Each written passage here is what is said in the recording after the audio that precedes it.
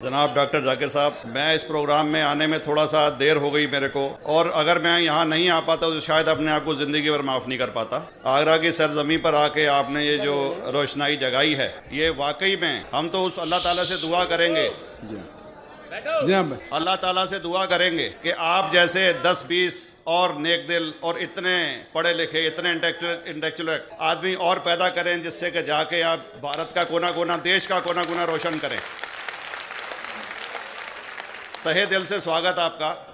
मेरा एक छोटा सा सवाल से पहले थोड़ा सा, एक हमारे भी गुरु ग्रंथ साहब के अंदर गुरु नानक साहब ने पूरी दुनिया का चक्कर लगाया, जिसके अंदर मक्का मदीना भी शामिल है।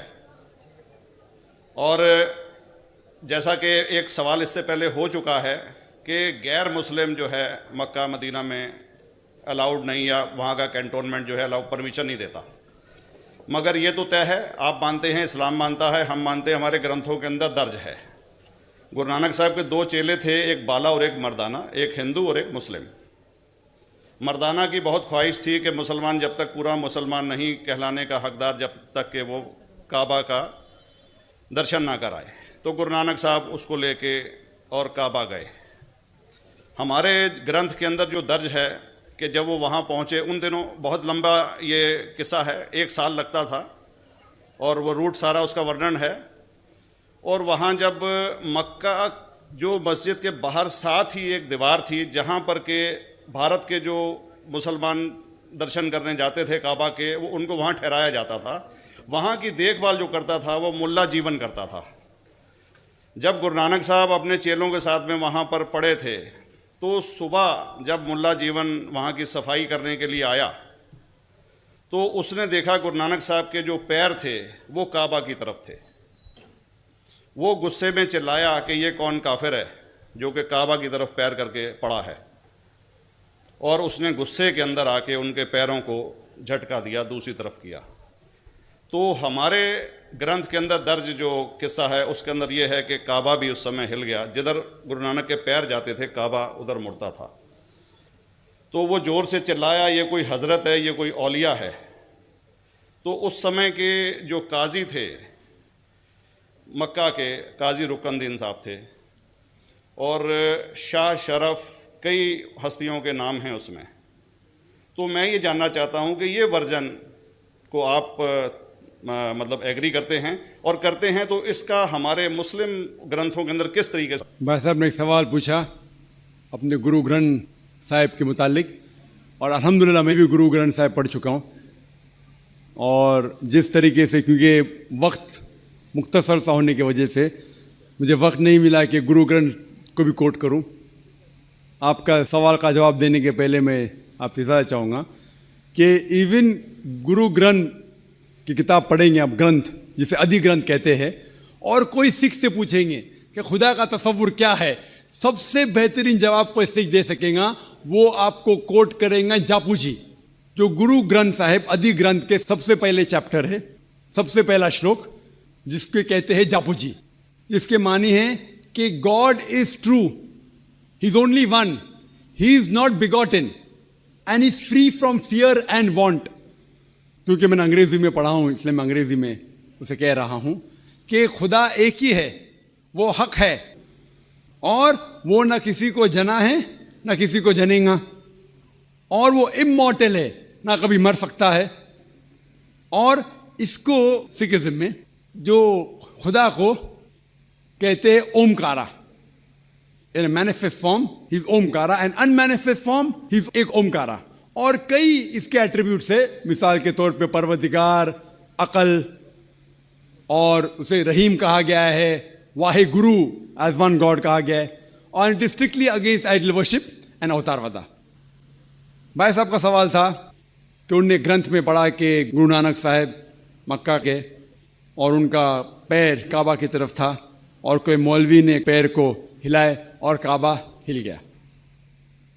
क्योंकि ये age of science and technology है, अगर कोई चीज़ जो किताब हज़ारों साल पहले लिखी गई है, 10,000 साल या 4,000 साल, तो शायद उसके बारे में हिस्टोरिकल रिकॉर्ड मिलना मुश्किल है। हालांकि इवन जीसस क्राइस्ट के बारे में 2,000 साल हिस्टोरिकल रिकॉर्ड है, क्योंकि सिखिज्म जो एक एकदम नया मज़हब है, जितने मज़ाहिब के मुकाबले हिंदुस्तान में नया है।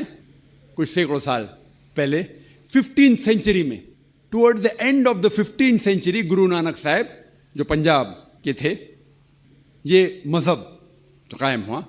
हार्डली 400-500 ईयर, 400-500 साल।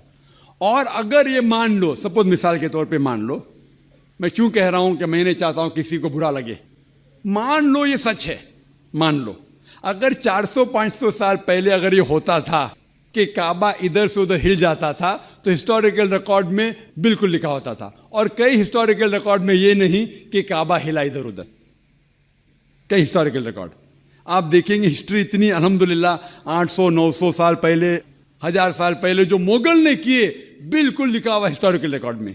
तो ये कहना कि गुरु नानक साहब वहां गए और काबा हिल गया, ये बिल्कुल साइंस के खिलाफ है, क्योंकि साइंस में कोई भी रिकॉर्ड नहीं है, वहां के देश के रिकॉर्ड में कहीं भी नहीं कि काबा हिला।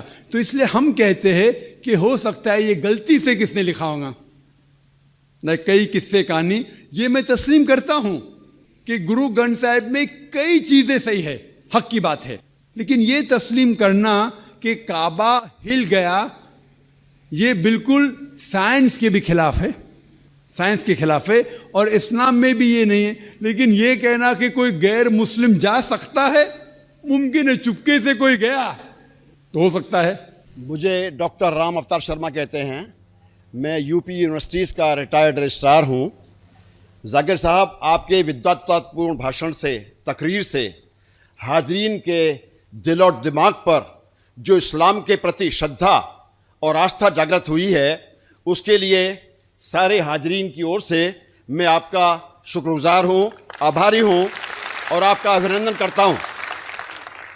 इस्लाम बहुत सशक्त है और उसको परिभाषित जो आपने आयतों से उनकी संख्या नंबर दे करके, वेद और पुराणों के संख्या उनके नंबर दे करके जो सिद्ध किया है खुदा के एक होने के बारे में, वो हमारे दिल और दिमाग पर उतर गया है। मैं सारे संसार में शांति लाने के लिए इस्लाम को बहुत काबिल और सशक्त समझता हूं। दुर्भाग्य से बिन लादेन इस्लाम के सिद्धांतों को छोड़ करके जो मानवता का रक्त बहा रहे हैं, निर्दोष लोगों के प्रति मार रहे हैं, आपका संगठन उनको राह पे लाने के लिए कुछ प्रयास क्या कर रहा है? धन्यवाद।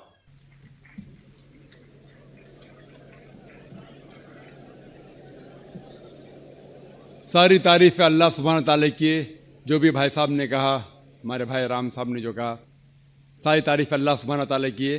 आखिर में उसने एक सवाल किया कि अफसोस है कि बिन लादेन जैसे लोग, कितने लोग का खून बहा रहे, आप कुछ कर रहे हैं उन्हें सही रास्ते पे लेके आने के लिए।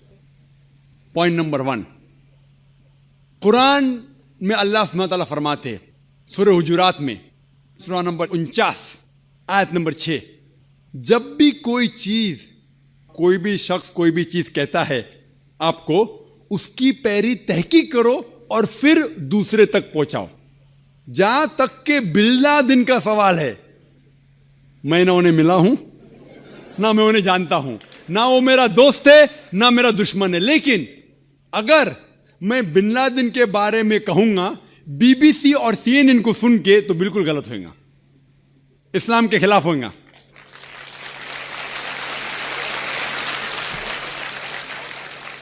मैं ना बिन लादेन का दोस्त हूं, ना उनका दुश्मन हूं, लेकिन मैं बीबीसी और CNN को अच्छी तरीके से जानता हूं।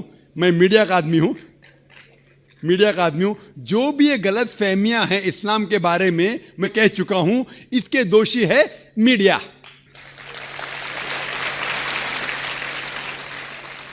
अगर आप कहोगे कि मैं बिन लादेन के बारे में कहूं खाली मीडिया को सुन के CNN और BBC में, तो मैं कुरान के खिलाफ जाऊंगा और मैं कुरान के खिलाफ जाना नहीं चाहता हूं।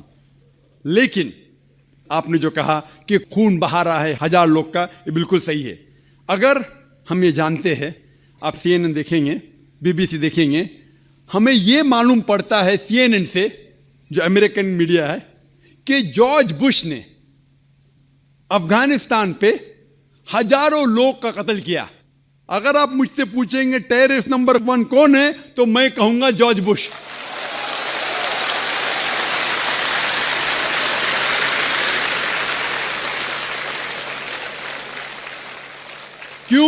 क्यों मैं कहता हूं इस्लाम मुझे इजाजत देती है? क्यों?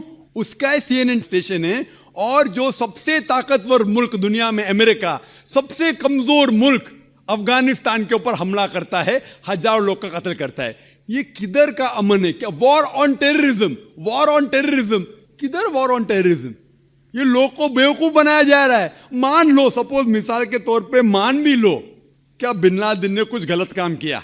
बिन लादेन ने 11 सितंबर को वर्ल्ड ट्रेड सेंटर में प्लेन डाला, मान लो मिसाल के तौर पे, मान लो सही भी है। अगर ये सही भी है कि बिन लादेन जाके अफगानिस्तान में छुपता है, कौन इजाजत देता है जॉर्ज बुश को हजारों अफगान की जान लेने के लिए? कौन इजाजत देता है? ये तो सिर्फ दाव पेज है पॉलिटिक्स का। अगर आप पढ़ेंगे अमेरिकन साइट के ऊपर, इंटरनेट पे जाएंगे, तो कितने अमेरिकन लोग ने कहा कि ये वर्ल्ड ट्रेड सेंटर को किसने गिराया? कितने हाइपोथेसिस है। मैंने कहता हूं कौन सही है। कितने हाइपोथेसिस में यह भी लिखा है कि जॉर्ज बुश ने खुद किया। मैं नहीं कहता, अमेरिकन लोग कहते। मैं ये नहीं कहता हूं कि ये जो लिखा है सही है। ये सही भी हो सकता है, गलत भी हो सकता है, इसकी तहकीक में नहीं किया हूं। लेकिन ये जानना जरूरी है, अगर आप मीडिया की बराबर जांच पड़ताल करें, तहकीक करें, तो ये पॉलिटिशियन लोग अपने वोट के लिए किस तरीके से इंसान की जिंदगी से खिलवाड़ करते हैं। मिसाल के तौर पे अभी इराक में Saddam Hussain, weapons of mass destruction. देखो, मैं सद्दाम हुसैन का भी दोस्त नहीं हूं। अफसोस होता है कि जो चीज वो कर रहे इस्लाम से कई दूर है। वो इस्लाम के नाम के ऊपर मेरे हिसाब से, जो मैं जानता हूं उनके बारे में, कलंक है। वो अलग बात है। लेकिन फिर भी उसके खिलाफ जो जॉर्ज बुश ने कहा, वेपन ऑफ मास डिस्ट्रक्शन, कितने महीने हो गए, एक भी वेपन मिला नहीं मिला।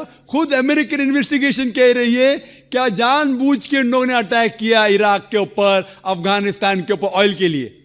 तो आप मुझसे कहेंगे कि मैं क्या कोशिश कर रहा हूं कि जॉर्ज बुश तक के पैगाम पहुंचाऊं। कई लोग कहते, जब मैं तकरीर करता हूं, कि कई मुसलमान कहते कि या अल्लाह सुब्हाना व तआला जॉर्ज बुश को मौत दे। मैं ये नहीं कहता हूं। अगर आप पढ़ेंगे तारीख और मोहम्मद सल्लल्लाहु अलैहि वसल्लम की जिंदगी के बारे में, जो 2 शख्स जो इस्लाम के मुखालिफ थे, दोनों का नाम था उमर। मोहम्मद सल्लल्लाहु अलैहि वसल्लम ने ये दुआ की कि दोनों में से एक उमर को हिदायत दे। तो मैं भी दुआ करता हूं कि जॉर्ज बुश को अल्लाह ताला हिदायत दे। जो शख्स इतना ताकतवर है, इस्लाम के खिलाफ काम कर सकता है, अगर अल्लाह उसे हिदायत दे तो इंशाअल्लाह इस्लाम के लिए कितना फायदेमंद हो सकता है। और ये बात मैं अमेरिका में भी कहा हूं, वो सही रास्ते पे आए या ना आए, मेरा काम है। अल्लाह ताला कहते फज़क्किर न अंत मुज़क्किर, मेरा काम है जिक्र करना, हिदायत देना तो अल्लाह के हाथ में। अगर आप देखेंगे कि अनफॉर्चुनेटली, अफसोस की बात है कि मीडिया के जरिए कितनी गलत फहमियां फैलती है। एक आम मिसाल दूंगा मैं, कि जब हिंदुस्तान आज़ाद नहीं था, ब्रिटिशर्स इस देश के ऊपर हुकूमत कर रहे थे, उस टाइम 60 साल पहले कई हिंदुस्तानी इस देश के लिए झगड़ा कर रहे थे। सही है कि नहीं? झगड़ा कर रहे थे। लेकिन ये लोग जो अपने देश की आजादी के लिए झगड़ा कर रहे थे, ब्रिटिशर्स लोग उन्हें कहते थे टेररिस्ट, दहशतगर्द। लेकिन हम आम हिंदुस्तानी कहते थे कि वो है देशभक्त, पेट्रियट। सेम इंसान सेम काम कर रहा है, लेकिन 2 लक़ब, 2 डिफरेंट लेबल्स। अगर आप ब्रिटिशर्स के नजरिए से वाकिफ है कि उन्हें हक है हिंदुस्तान के ऊपर हुकूमत करना, तो आप बेशक कहेंगे कि ये जो लोग थे भगत सिंह और जो लोग देश के लिए झगड़ रहे थे, उनको आप कहेंगे टेररिस्ट, दहशतगर्द। लेकिन अगर आप हिंदुस्तानी के नजरिए से वाकिफ है और ये तस्लीम करते हैं कि ये जो ब्रिटिशर्स लोग हैं तिजारत करने के लिए हिंदुस्तान में आए थे, उन्हें कोई हक नहीं हम पे हुकूमत करना, आप कहेंगे कि ये लोग देशभक्त थे, दहशतगर्द नहीं थे। सेम आदमी, सेम काम कर रहा है, 2 डिफरेंट लेबल्स।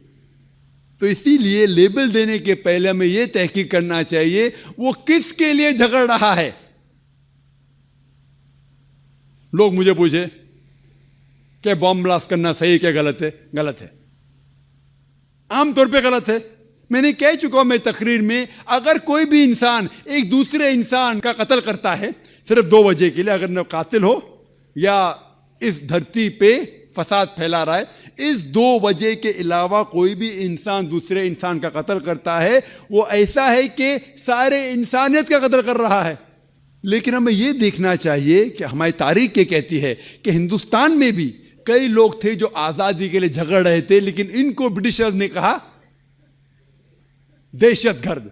उसी तरीके से आज मैं ये नहीं कह रहा हूं कि बिन लादेन अच्छा है क्या खराब है, मैं ये नहीं कह रहा हूं कि वो अच्छा इंसान गलत है, अल्लाह वाला मैं नहीं जानता हूं, तो मैं ना उन्हें सपोर्ट कर रहा हूं ना बिन लादेन के खिलाफ जा रहा हूं, लेकिन उसे गलत कहने के पहले मुझे प्रूफ चाहिए। जब अफगानिस्तान ने कहा जॉर्ज बुश से, क्या मुझे प्रूफ दो क्या उसने वर्ल्ड ट्रेड सेंटर को तबाह किया है, वो प्रूफ दे रहे किसको? टोनी ब्लेयर को। प्रूफ दे रहे किसको? मुशर्रफ को। अरे भाई प्रूफ दो अफगानिस्तान को ना। क्या प्रूफ मिला? एक पासपोर्ट, जो इतने धमाके में पासपोर्ट जलाने।